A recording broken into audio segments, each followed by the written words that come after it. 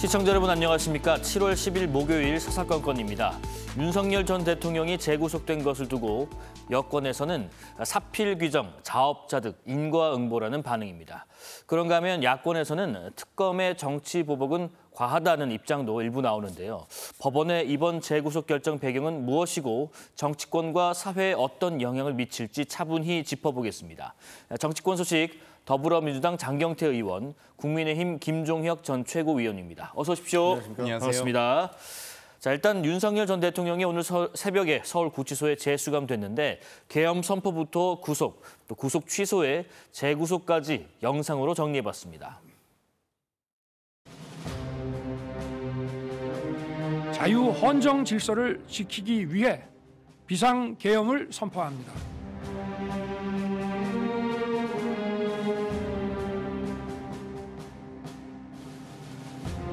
국회의 의결에 따라 대통령은 즉시 비상계엄을 해제해야 합니다.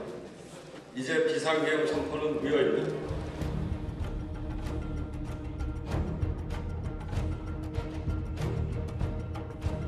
대통령 윤석열 탄핵 소추안은 가결되었음을 선포합니다.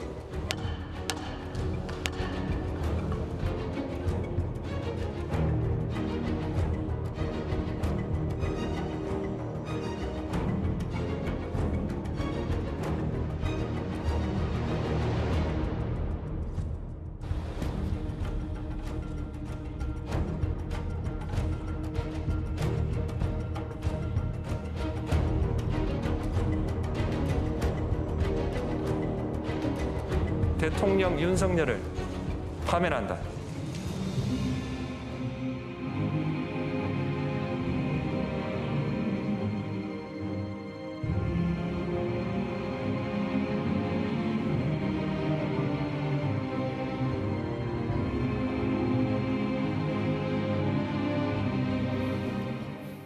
자, 일련의 과정들을 쭉 보셨는데요. 일단 장 의원님, 윤 전 대통령은 그 구속 전 영장실질심사에서 한 20분 동안 이어진 그 최후 진술에서 혐의를 부인한 것으로 지금 알려졌는데 법원은 영장을 발부했습니다. 어떤 부분이 가장 중요하게 고려가 됐을까요? 일단 윤석열 전 대통령이 이 영장실질심사를 받으러 가는 태도도 전 문제였다고 봅니다. 집에서 7분 전에 나와서 법정에 4분 정도 전에 들어가는 피의자가 어디 있겠습니까, 대한민국에. 오히려 뭐 한 30분 전에 도착해서 성실히 재판에 임하는 것이 피의자의 기본적 자세일 텐데요. 네. 전혀 그런 반성의 기미, 또 이 반성과 어떤 사죄의 의미 자체가 없었다고 보고요. 이 여러 가지 증거 인멸과 뭐 도주까지는 아니지만 증거의 인멸 우려가 있었습니다. 예를 들면 여러 가지 뭐 이 총으로 체포영장 집행을 뭐 총을 보여줘라든지 체포영장 집행을 방해하는 혐의죠. 또 여러 가지 국무위원 이 심의 권한을 방해한다든지 이 국무위원 중에서도 본인의 말을 잘 들을 것 같은 사람들만 이렇게 골라서 부르는 그런 식의 이 행태들이 있었고요. 또 한편으로는 또 국무위원회 부서를 밖에 계엄 선포 시에 되어 있는데 이 소위 기재부 장관, 행안부 장관, 법무부 장관, 국방부 장관 4명의 부서와 총리의 부서로서 계엄령 선포를 하게 됩니다. 그런데 그 부서도 없었던 과정이 있었고 또 강희구 부속실장을 통해서 총리의 부서를 받았다가 이 한덕수 전 국무총리가 이 부서는 사후적인 부서이기 때문에 위법하다라고 이 사실 그 해당 또 문서를 인멸한 이 사례가 지금 언론 보도를 통해서 밝혀지고 있습니다. 그렇습니다. 또 비합헌 서버 기록 삭제를 경호처 차장 김성훈 차장에게 지시하는 등 여러 가지 지금 이 증거인멸 우려가 충분하고요. 강희구 부속실장 같은 경우는 검찰의 진술과 특검의 진술이 번복되고 있는 등의 여러 가지 사례들이 지금 나타나고 있기 때문에 증거인멸의 사례는 매우 충분히 있다라는 것을 이 영장 전담 이 재판부가 판단한 것으로 보입니다. 뭐 무엇보다 124일 만에 재구속 말씀하신 것처럼 법원에서도 그렇게 판단했습니다. 증거를 인멸할 염려가 있다라고 판단을 근거를 좀 댔는데 일단 또 윤 전 대통령은 지금 독거실에 수감이 됐습니다. 최장 22일 동안 구속 상태로 조사를 받게 되는데 지금 특검이 영장에 적시한 혐의들로 기소하면 구속 상태가 좀 더 길어질 수 있다 이런 전망도 있습니다. 어떻게 보시는지요? 그렇게 되겠죠. 그러니까 지금 뭐 다시 풀어줄 것 같지는 않습니다. 더구나 지금 이제 형사재판으로 내란죄와 관련해서 그 재판을 받고 있잖아요. 네. 그러니까 그런 것과 병행해서 아마 상당 기간은 나오기 힘들 것 같다. 근데 원래는요, 그 재판이 길어지면 불구속 상태로 재판을 하는 게 맞긴 맞거든요. 그런데 이번 사안 같은 경우는 그 일반 형사사범과는 다른 거니까 그래서 그 사안의 중대성, 국가기관을 동원해서 이게 경호처가 경찰을 맡게 한다라든가, 그리고 무슨 비화폰을 바꾸도록 교체하도록 뭐 이렇게 요구를 한다라든가, 예. 뭐 이런 것들이 전부 다 굉장히 심각한 범죄에 해당한다 이렇게 판사 그 영장 집행 판사가 보신 것 같아요. 근데 거기에 더해서 사실은 처음에 이제 자기 공범들, 그러니까 쉽게 얘기하면 명령을 받았던 경찰이나 검찰의 경찰이나 군의 수뇌부가 이미 다 구속이 돼 있는 상태잖아요. 근데 명령 내린 사람은 밖에서 활보하고 있는 것들이 과연 맞느냐. 그다음에 구속 취소로 나온 것이 그 지규현 판사가 내린 판결이 과연 합리적이냐. 이런 부분까지도 영향을 미쳤을 거라고 생각을 해요. 법 감정적인 측면도. 예, 그렇죠. 그리고 또 뭐 지지자들이 계속 그 시위 출석할 때마다 나와서 그 굉장히 열심히 응원을 하고 있는데 그런 것들이 예를 들면 그 다른 증인들이라든가 이런 사람들에게 대해서 영향을 미칠 수도 있다. 그런 정치적 고려까지 다 한 게 아닌가. 물론 이제 판사는 그건 아니다라고 얘기하실 거예요. 나는 그냥 그 증거인멸의 가능성 때문에 했다 이렇게 얘기하시겠지만 지금까지 흘러온 과정을 보면 그런 정무적이고 정치적인 것들까지도 모두가 다 고려가 됐을 가능성이 크다라고 저는 봅니다. 지금 또 오늘 오전에 그 원래는 내란 우두머리 혐의 그 형사 재판이 있었는데 건강상의 이유로 불출석했습니다. 윤 전 대통령이요. 윤 전 대통령 변호인이 피고인 소환이 적법하지 않다는 주장을 했다는데 이러면 앞으로 남은 많은 수사와 재판 여기에 좀 상당히 좀 영향을 미치지 않을까 싶기도 합니다. 뭐 일단 윤석열 전 대통령이 여러 대국민 담화를 통해서 또 여러 유튜브 뭐 영상을 통해서도 떳떳하고 당당하게 재판받겠다, 수사받겠다라고 했었는데 그렇습니다. 그와 같은 행태는 전혀 볼 길이 없습니다. 뭐 여러 소위 이 합수본의 수사 과정도 그렇고요. 또 심지어 특검의 여러 출석 요구에도 불구하고 지난 28일에도 1차 소환 당시에 제대로 한 1시간여 수사받다가 갑자기 이 수사 자격을 총경의 이 총경의 수사 자격을 문제 삼으면서 조사를 거부한다든지 네네. 뭐 1일날 출석 요구했는데 그것도 본인이 연기해서 대한민국 어떤 피의자가 자기가 출석하고자 한 날을 지정해서 출석하겠습니까? 5, 6일 정도 불렀으면 좋겠다라고 해서 또 특검이 그걸 수용해서 5일에 9시에 불렀는데 또 1, 20분 늦을 수도 있다라고 사전에 미리 지각을 고지하곤 했습니다. 그렇기 때문에 성실히 재판받을 가능성은 매우 낮아 보인다라고 보고요. 네. 오늘 재판 또한 뭐 불출석하는 것도 사실 저는 납득이 되지는 않습니다. 어찌됐건 재판에 출석해야 하는 의무는 어찌됐건 피의자의 본인의 인권과 본인의 권리를 주장하기 위해서 출석하라는 것이지 뭐 수사 과정에서의 어떤 불이익 같은 거 지금 재판이기 때문에 수사에서는 본인이 안 나오는 것 자체가 증거인멸이나 도주의 우려가 있을 수 있지만 재판 과정에서는 본인의 권리를 찾기 위해서라도 재판에 출석하는 경우가 많거든요. 그렇습니다. 그런데 예. 본인이 스스로 그 권리를 걷어차버린 격이고요. 어찌됐건 해당 재판에서 증인 신문은 이어졌기 때문에 저는 뭐 재판을 질질 끌거나 뭐 그런 시간 끌기 할 수는 없을 거다. 아마도 특검은 시간 끌기로 점점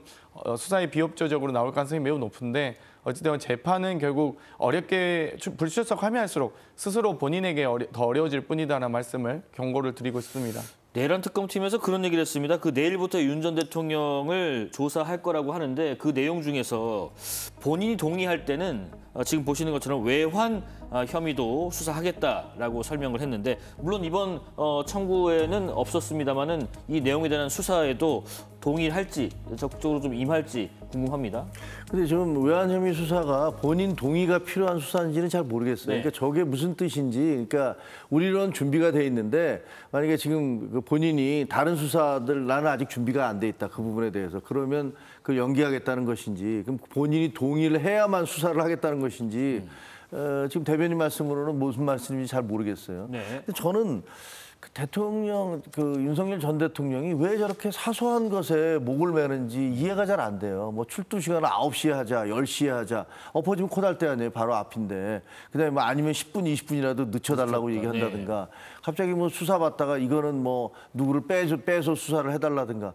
그게 뭐가 그렇게 중요합니까? 그건 굉장히 사소한 부분이고 사실 이분한테 지금 적용되는 건 무기징역 아니면 사형에 해당하는 그런 내란죄잖아요. 그걸 다투고 있죠. 예. 예. 근데 거기서 무슨 아주 사소한 작구를 고치는데 뭐 누가 이렇게 진술을 했는데 이걸 좀 바꾼다든가 이런 게 얼마나 큰 영향을 미칠지를 잘 모르겠어요. 네. 그보다는 본인이 정말로 국민들에게 얘기했듯이 나는 이거 할 수밖에 없었다라고 그렇게 생각을 하신다면 법정에서도 그런 사소한 것들 갖고 다투지 말고 본인이 나는 이렇게 해서 할 수밖에 없었다. 그리고 내 지시를 받은 사람들이니까 경찰이라든가 군인들은 그 명령에 따라서 한 사람들이니까 모든 책임 나한테 돌려라. 그 사람도 잘못한 거 없다. 이렇게 얘기를 해 주셔야지 맞을 것 같아요. 네네. 근데 거꾸로 나는 잘못한 게 없고 나는 지시를 내리지도 않았다. 그 사람들이 알아서 했다라는 식으로 얘기하시는 거 아니에요. 경호처도 알아서 막은 거고 그다음에 경찰이 국회에 들어간 것도 혹은 군이 국회에 투입된 것도 모두 자기들이 알아서 했다.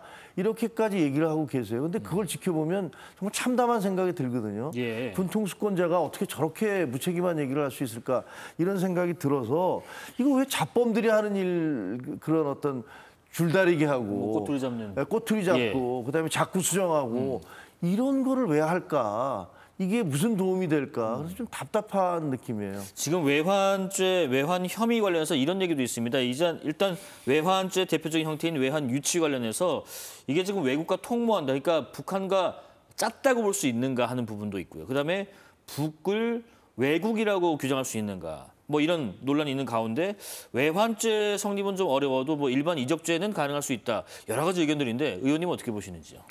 일단 저희 작년 10월 11일 법사위 군사법원 국정감사 때가 기억나는데요. 예. 그때도 갑자기 김영현 전 국방부 장관이 이 전군 지휘관회의를 소집하고 또 언론을 통해서는 이 평양 상공 무인기 보도가 나면서 저희가 갑자기 정회가 됐던 적이 있었습니다. 그만큼 이 급박한 상황을 연출하는 듯한 모습이 있었고요. 나중에 지금 저희도 이 보도와 수사를 통해서 확인하고 있지만 결국 이 정말 작전 수행 능력이 현저히 떨어지는 소음과 레이더망을 피할 가능성이 매우 낮은 작전 수행 능력이 없다고 봐도 무방할 정도의 무인기를 평양 상공에서 계속 북한 상공에 계속 날려보냈다는 거 아니겠습니까? 저희가 많은 국민들께서 아마 기억하다시피 작년 10월 11월에 왜 이렇게 오물풍선이 많이 날라오나라는 생각을 하셨을 겁니다. 그리고 심지어 모 보도를 통해서 보면 이 오물풍선을 날리는 지역을 원점 타격을 검토했다라는 보도가 있을 정도로 사실상 무력 도발을 우리 대한민국 국군을 통해서 하는 것이거든요. 그렇기 예. 때문에 여러 가지 이 해당 저희가 사실상 침공에 준하는 혹은 또 대한민국의 어떤 이 군수 물자들을 활용하는 등의 이런 문제들은 일반 이적죄 적용이 저는 가능하다라고 보고 있고요. 네. 일반 이적죄라 함은 대한민국 국군의 군사상 불이익을 해를 가하거나 적국의 이익을 행하는 행위를 말합니다. 그런데 뭐 아주 오래전 판례이긴 한데요. 1959년도 대법 판례이긴 한데 59년도요. 어찌되었건 이 북한을 어찌되어 중공과 함께 뭐 중국과 저희가 수교 전에 판례이긴 합니다만 같은 어떤 적국의 이 범주 안에서 이미 해석했던 판례도 있고요. 어찌되었건 뭐 저희가 여러 차례 북한에 대한 어떤 여러 가지 법적 논란은 있긴 하지만 그럼에도 불구하고 분명히 대한민국 국군을 해할 수 있는 존재로서는 우리가 인정해 왔습니다. 네. 그렇기 때문에 대한민국 군사 안보는 매우 중요하다는 것을 저희가 많은 국민들이 뭐 여야 할 것 없이 다 존중할 것이라고 보고요. 네. 그런 점에서 대한민국 국군 장병들을 여러 가지 무인기를 날려보낸다든지 원점 타격을 검토한다든지 등등의 이유로 또 뭐 대북 전단을 심지어 대한민국 국군이 만약 만들어서 보냈다면 그것 또한 하나의 이 심리전 무기가 되기 때문에 만약 그런 식의 이 소위 대한민국 국군을 해하거나 적군으로 하여금 대한민국 국군에게 위험에 처하게 할 네. 의도와 행위가 있었다고 한다면 저는 외환죄 성립이 가능하다라고 봅니다.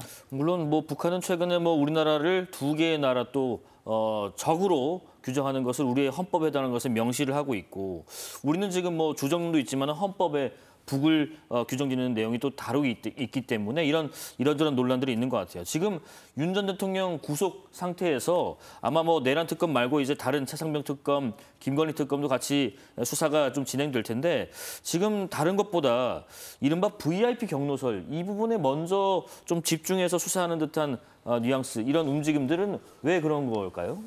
글쎄 모르겠습니다. 특검이 어떤 전략을 가지고서 그렇게 하는지 뭐 저는 법률 전문가가 아니어서 뭐 그 부분에 대해서 이야기할 수는 없는데 사실 뭐 윤석열 대통령에게 적용되는 혐의가 좀 여러 가지가 있잖아요. 네. 근데 그래서 이게 외환죄 이거 법률가들이 얘기해야 될 거지만 외환죄에 해당하느냐 안 하느냐는 사실은 그렇게 중요한 것 같지는 않아요. 왜냐하면 내란죄만으로 해도 무기와 사형이잖아요. 그러니까 사실상 우리나라에서 사형은 집행되지 않고 있기 때문에 수십 년 동안 무기징역이 가장 할 수 있는 최고의 형량이에요. 근데 무기징역에 뭐 다른 외환죄를 버태든 안 버태든 그게 무슨 의미가 있겠습니까? 형량으로는 문제가 아니고 그거보다는 실질적으로 대한민국 대통령이 그런 짓을 한 거냐.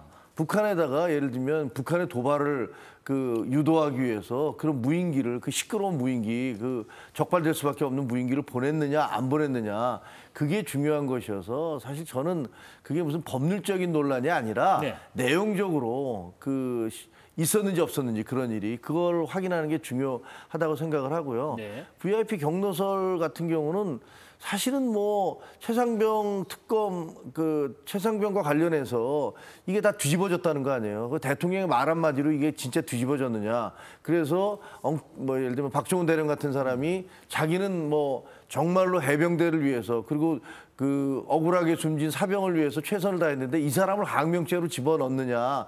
이게 대통령이 지시한 거냐. 대통령의 눈치를 보느라고 한 거냐. 이런 부분들은 정서적으로 굉장히 국민들에게 분노감을 불러일으킬 수 있기 때문에 아마 그런 부분까지도 염두에 두어서 지금 특검이 몰아붙이고 있는 게 아닌가 네. 이런 생각이 들어요. 특히 또 장 의원님께서는 VIP 경로설 관련해서 하실 말씀이 있으실 것 같아요. 한번 들어보겠습니다. 저희가 작년에 법사위 최혜병 예. 청문회에서 많은 의혹들이 공개되기도 했고요.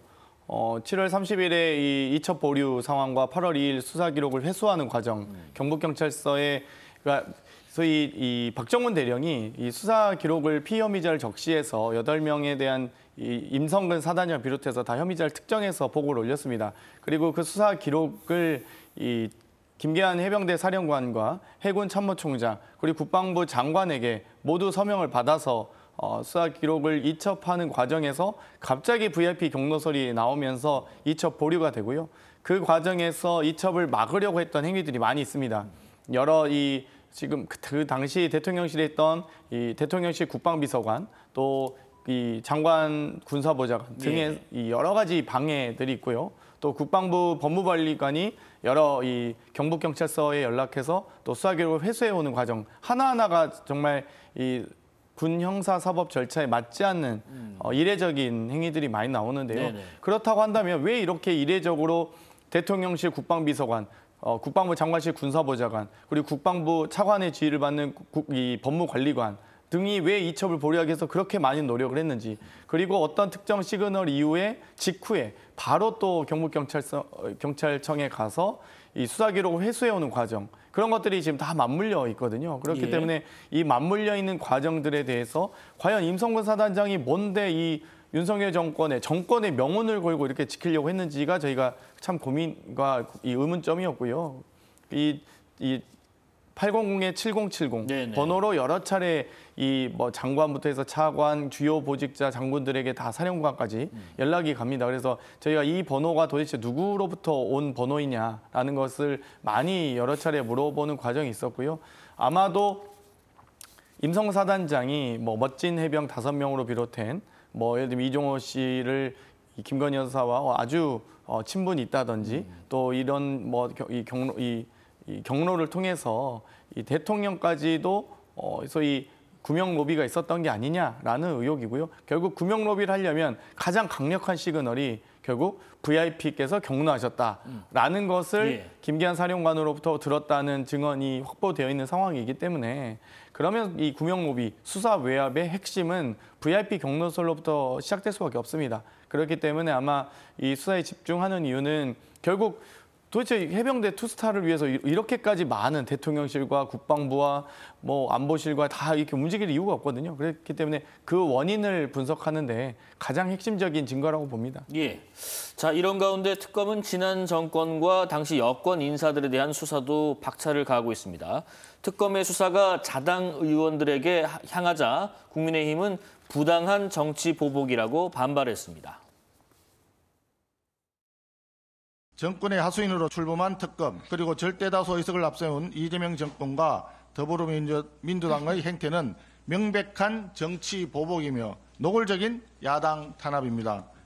여당 무죄, 야당 유죄의 이재명식 독재 정치가 본격화되고 있습니다. 우리 국민의힘은 결코 물러서지 않겠습니다. 끝까지 부당한 정치 보복과 야당 탄압에 맞서 싸우겠습니다. 김채우 의원님, 지금 구체적으로 어떤 점이 정치 보복이고 야당 탄압이라고 하는가 싶습니다. 그러니까 물론 이제 예. 그 검찰 수사가 진행되면 민주당 의원들 돈봉투 사건 수사할 때도 정치 탄압이라고 했던 거고 저희도 지금 우리 쪽에 수사가 시작되니까 정치 탄압이라고 하는 건 그건 대개 이제 정치적인 공방이라고 보여져요. 네네. 근데 윤상현 의원 같은 경우는 이제 공천과 관련인데 공천과 관련해가 사무실뿐만 아니라 집까지 다 압수수색을 했거든요. 그러니까 그런 부분에 있어서 다른 경우와 비교할 때 좀 너무 과하게 가는 거 아니냐 뭐 이런 주장을 하는 것 같아요. 그리고 이게 동시다발로 예를 들면 김선교 의원 양평과 관련해서 출국 금지되고 원희룡 전 의원 또 출국 금지되고 그다음에 김영선 전 의원 그 압수수색, 네. 자택을 비롯해서 쭉 당했잖아요. 이런 게 한꺼번에 쏟아지니까 그러니까 당연히 이제 당 지도부로서는 자기 당의 어떤 소속 의원들이나 전 의원들을 보호하기 위해서 저렇게 말씀을 하시는 것 같아요. 네. 그래서 이걸 뭐 대놓고 이게 딱 정치 보복이다 이렇게 규정하기는 사실 그건 이제 국민적 설득력이 있어야 되는데 지난번에 뭐 민주당 때 돈봉투에 대해서도 이거 정치 보복이다 했을 때 국민들 별로 받아들이지 않으셨거든요. 마찬가지로 저는 이번에 수사가 정치 보복이다라는 그런 주장에 대해서도 별로 이렇게 여론이 호응할 것 같지는 않아요. 그렇습니까? 자, 민주당은요, 윤상현 의원 등에 대한 체포 동의안이 이제 국회로 넘어오면 동의해야 한다는 입장을 밝히면서 국민의힘 의원들이 약속했던 이 불체포 특권을 포기해야 한다고 압박하고 있습니다. 2년 전에 국민의힘 당시 김기현 대표 발언까지 이어서 듣겠습니다. 기억을 하실지 모르겠는데요. 지난 2023년 6월 21일 국민의힘 의원 67명이 불체포 특권을 포기하겠다라면서 이 서약서에 서명한 일이 다시 화제가 되고 있습니다. 그 명단에 김선교 의원 이름도 선명하게 남아 있습니다. 대한민국 헌정사에 불행한 일이 더 발생하지 않길 바랍니다만 이 어떤 상황이 오더라도 국민께 드린 이 약속은 잊지 마시기 바랍니다. 이재명 대표께서 국민들 앞에 불체포 특권 포기하겠다고 여러 차례 약속했습니다. 말로가 아니라 구체적으로 어떻게 약속을 실천하실 것인지 방안을 제시해 주시기 바랍니다.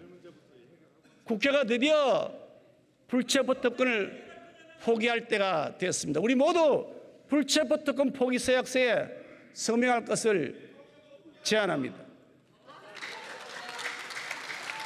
야당의 답을 기다리겠습니다.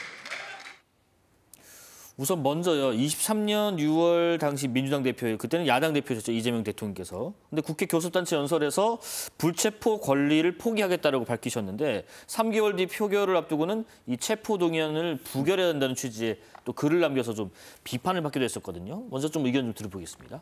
일단 불체포 특권은 헌법상 가지고 있는 권리이기 때문에요. 입법부가 대통령의 권력을 견제하기 위해서 최소한 수사기관으로부터의 독립성을 유지하기 위해서 있는 이 헌법이 부여한 권리입니다. 네. 그렇기 때문에 뭐 체포동의안은 개인이 포기한다고 해서 포기할 수 있는 건 아니고요. 결국엔 국회 본회의에서 표결을 통해서 동의 여부를 결정하게 됩니다. 절차상 그렇죠. 개인적으로 본인의 소신과 정견을 밝힐 수는 있다고 봅니다. 그런데 어찌됐건 표결은 본인이 올리지 말아달라고 해서 안 올리거나 올려달라고 사정한 데서 올릴 수 있는 건 아니다는 말씀 드리고 싶고요. 예. 저는 이제 국민의힘 상황을 보면 참 반성도 없고 염치도 없고 희망이 없다고 보는데 지금 이 내란 특검 그리고 김건희 특검, 최혜병 특검 모든 이 특검들의 지금 결국 수사들은 윤석열 정권에서 자행됐던 이 검찰공화국 그리고 여러 가지 이 군사를 동원한 이 쿠데타 내란 과정 때문에 생기게 된 일입니다. 그런데 아무도 지금 이 소위 계엄과 탄핵, 내란에 대한 사과를 아무도 하지 않고 있거든요.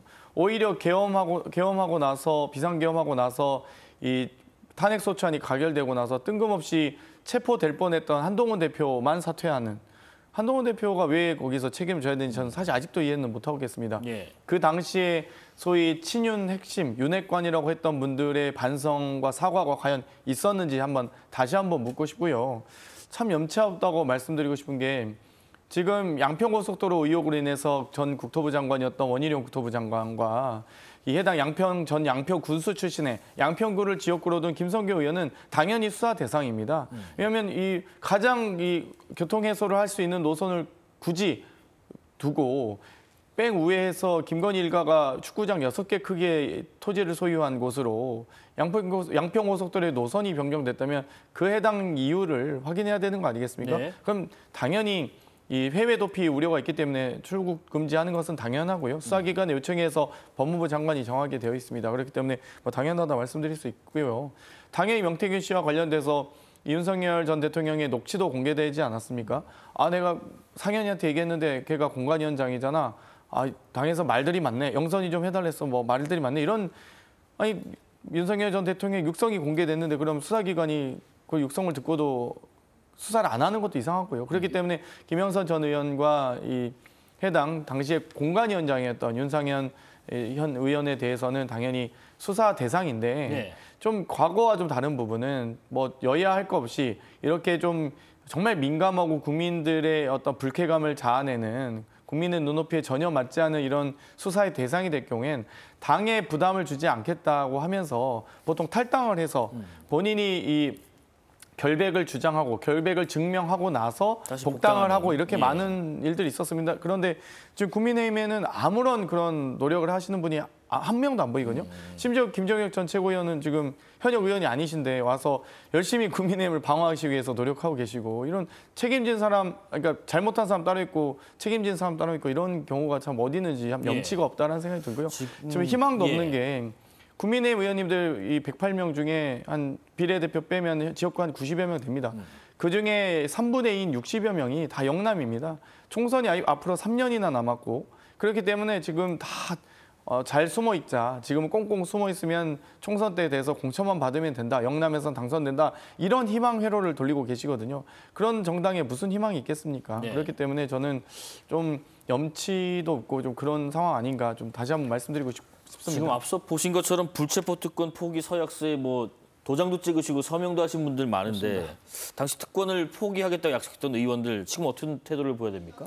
그러니까 사실은 지금 이재명 대통령께서도 당시 당대표 때 불체포 특권을 포기하겠다라고 얘기했다가 또 다음에는 이제 번복을 했던 그런 경우가 있고 그거에 대해서 우리 당에서 지금 화면에 나오고 있습니다만 대단히 비판적인 입장을 취했었어요. 그래서 이제 서명까지 했었고요.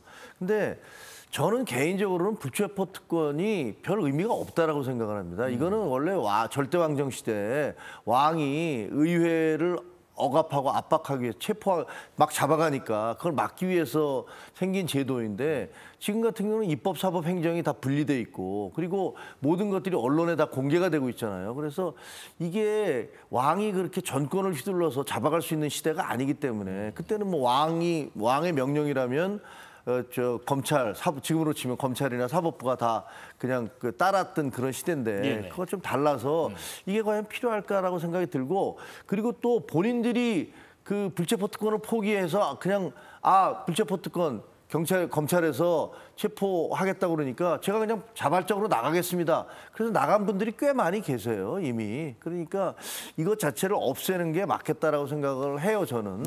그리고 지난번에 국민의힘에서는 아까 김기현 전 원내대표, 김기현 전 대표가 이제는 불체포 특권 포기할 때가 됐습니다라고 얘기를 했고 또 67명이 서명도 했지만 제가 기억하기에는 작년 4월 달에 4월 11일 총선할 때 그전에 한동훈 대표가 다 서약을 받았어요. 후보들한테. 그때 예를 들면 출판 기념회 하지 않는다. 그다음에 당선이 된다라도 만약에 그 법적인 문제가 생기면 세비 다 반납을 하겠다. 그리고 불체포 특권 포기하겠다.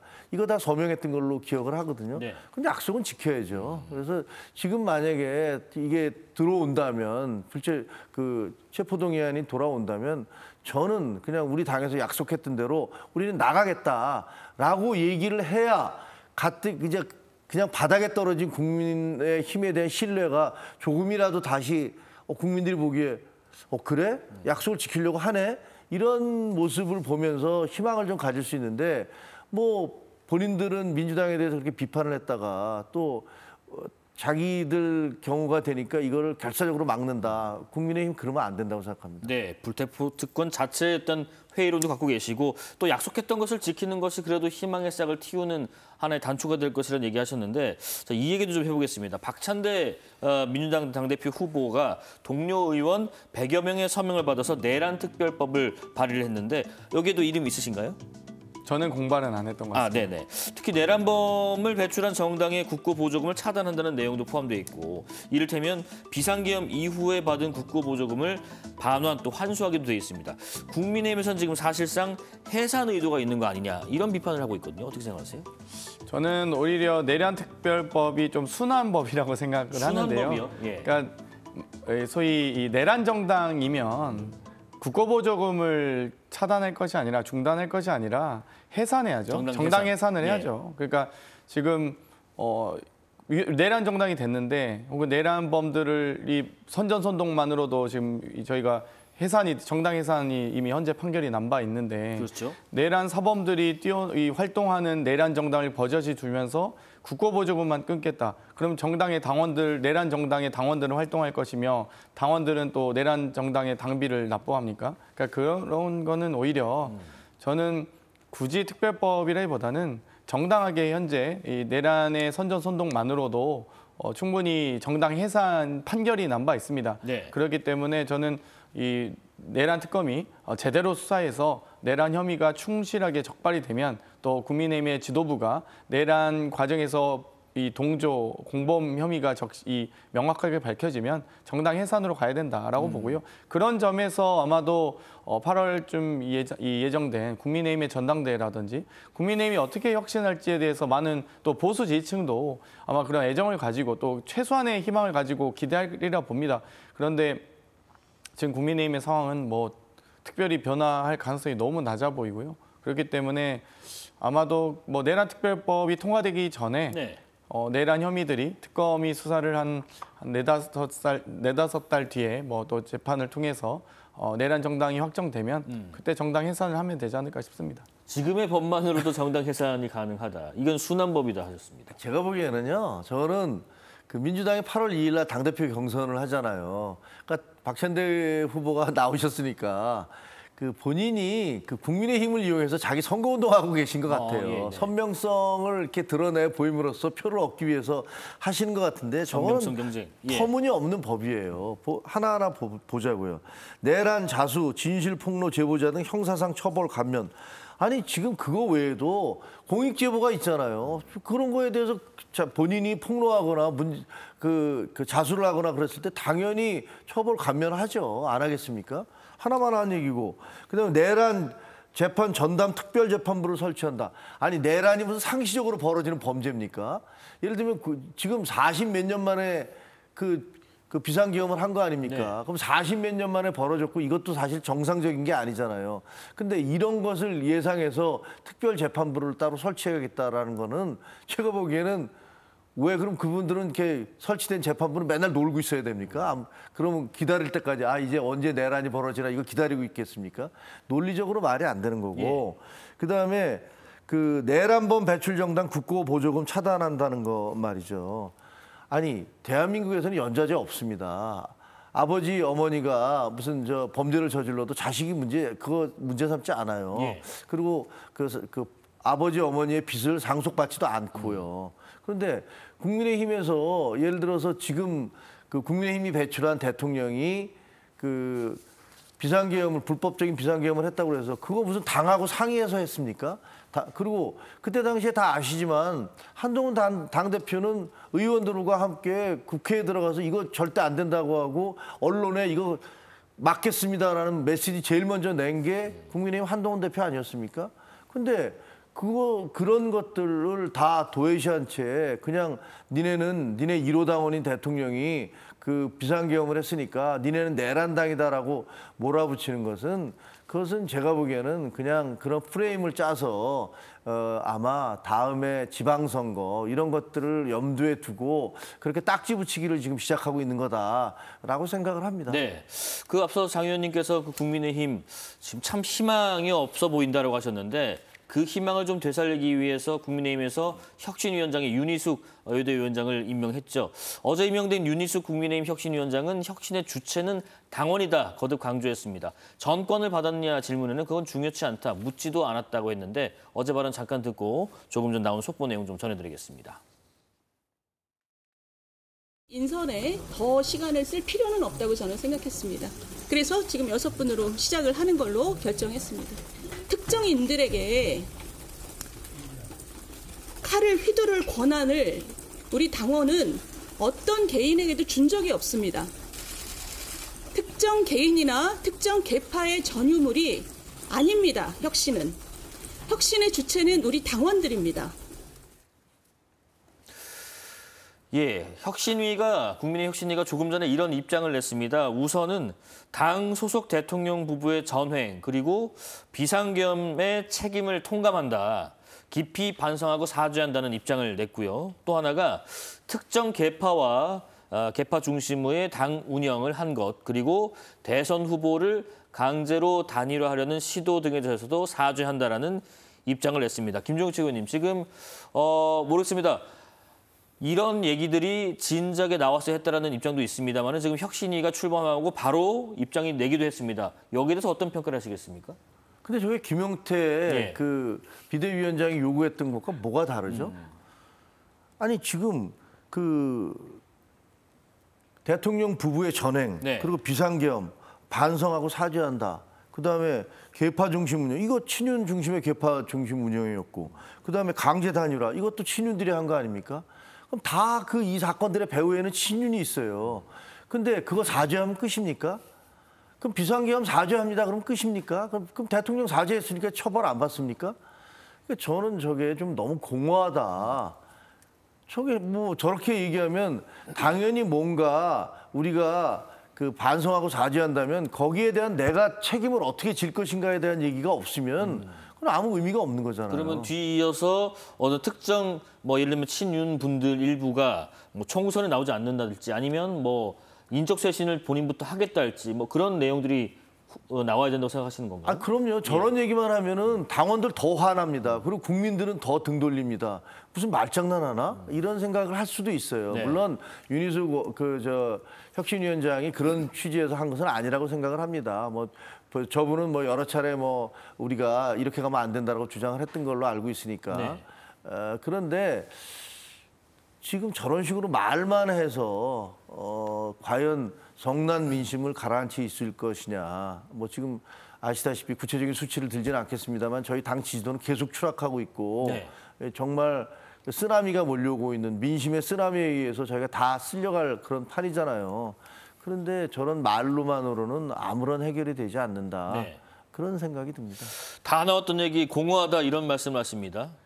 아니 지금 혁신위원회가 할 말이 저것밖에 없습니까? 혁신위원회가 아니라 푹신위원회가 아닌가 싶고요. 푹신위원회요? 너무 안이한 얘기 아니겠습니까? 사실 전권도 받지 못한 혁신위가 무슨 혁신을 할 수 있겠습니까? 사실 김용태 비대위원장이 심지어 당대표 권한대행으로서 5대 혁신안을 제안했는데도 불구하고 제가 볼 5대 혁신안도 아니었습니다. 5대 상시가 아니었습니다. 근데 그것도 상식도 안 통하는데 지금 그렇게 거부당하고 비대위원장 임기도 끝마쳤죠. 마무리했는데 지금 혁신위에서 지금 대통령 부부의 전행, 비상계엄의 책임 통감한다?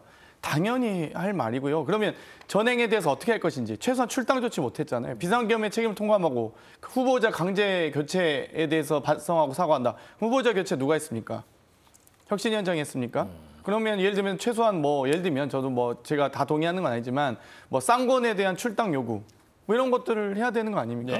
근데 혁신위원장 저 말만 하고 아니 있으나마나한 조직에서 하나만한 얘기하는 건 누구나 할 수 있는 얘기죠. 그러니까 저는 혁신을 하실 거면 제대로 하시라 이렇게 조언 드리고 싶습니다. 또 하나의 검찰개혁 얘기를 마지막으로 해보겠습니다. 어제 국회에서는 민주당이 추진하는 검찰개혁안을 두고 공청회가 열렸는데 여야가 팽팽한 입장차를 재확인했습니다. 이 법안 대표 발의하신 우리 장 의원님, 어제 공청회 내용 핵심 요약 좀 부탁드리겠습니다. 이 수사 기소 전문화를 통해서 대한민국 수사와 이 기소에 대한 여러 가지 이 법적 이 질적 향상을 하는 법이고요. 공소를 이 전담하는 공소청과 중대 이 범죄에 대한 수사만 하는 중수청으로 분리를 하고 이 중수청과 국수본 그리고 공수처 등이 수사권에 대한 관할이 쟁점이 있을 수 있을 때 공정하게 이 중립적인 어떤 이 수사 관할을 지정할 수 있는 또 여러 이의 신청도 할 수 있는 국가수사위원회를 설치하는 것이 되겠습니다. 국민의힘에서는 지금 일부 이런 얘기가 나와요. 잘못된 설계다라는 평이 있는데 예를 들면 뭐 이 법안대로라면 오히려 정치 경찰이 나올 수도 있다 이런 입장도 있는 것 같은데 국민의힘에서 이 안에 대해서 좀 보완 의견을 주신다면 어떤 의견 주시겠어요? 그러니까 저는 뭐 어차피 되긴 될 겁니다. 왜냐하면 이제 다른 나라에서 수사와 기소를 검찰이 분리하는 경우도 여러 나라에서 있으니까 그거를 뭐 어떤 것이 꼭 옳다 그르다 이렇게 얘기할 수는 없어요. 나라마다의 어떤 특성에 따라서 그 사법 혹은 검찰 이런 쪽의 그 시스템과 형태가 다르기 때문에 얘기할 무엇이 정답이다라 얘기할 수는 없는데 저는 걱정이 지금 지난번에 공수처 만들어놨는데 공수처 몇 년 동안 아무런 성과가 없었잖아요. 국민 세금만 그냥 계속 쏟아 부었습니다. 그리고 지금 국수본도 만들어져 있고 경찰도 있고 공수처 있고 그다음에 이제 검찰을 또 중대범죄수사청과 공소청 만들고 국가수사위까지 해서 너무 많은 기관들이 지금 다투고 있거든요. 그러니까 그걸 조정한다고 국가수사위를 만들어 놓은 건데 두 가지 정도. 하나는 이 각 기관들 사이에서의 갈등 조정 이런 것들이 혹은 뭐 자기 관할 이런 주장들이 충돌할 때 그걸 어떻게 할 것이냐. 그 국수위가 다 할 수 있겠느냐. 그다음에 또 하나는 경찰이 지금 대공수사권도 가져오고 그다음에 이제 자기 자체 수사 개시권과 종결권을 갖게 되면 경찰이 정치경찰이 되지 말라는 법이 어딨냐. 과거에 이승만 대통령 때도 그랬고 전두환 대통령 때도 그랬고 그때는 경찰이 무소불위다. 그래서 경찰공화국이라는 얘기를 들었거든요. 그러면 이게 과연 검찰이라는 조직 때문에 이런 일들이 정치검찰이 생겨난 거냐 아니면 경찰이 됐든 검찰이 됐든 권력이 거기다 힘을 실어주고 자기들의 입맛에 따라서 그것을 이용하려고 했기 때문에 그들이 정치경찰이 되고 정치검찰이 됐느냐라고 따져본다면 저는 후자라고 생각합니다. 그래서 어차피 민주당이 하겠다니까 이거 뭐 그렇게 해서 대통령이 됐고 표를 얻었으니까 뭐라고 할 수는 없습니다. 잘 하시기 바랍니다. 그래서 이런 여러 가지 어떤 우려사항들을 고려해 주시기 바랍니다. 앞으로 뭐 공청회나 토론회가 계속 좀 더 이어지겠죠? 네, 뭐 여러 경로로 토론이 이루어질 예정입니다. 네, 자 지금까지 정치권 소식 더불어민주당 장경태 의원, 국민의힘 김종혁 전 최고위원과 함께했습니다. 고맙습니다.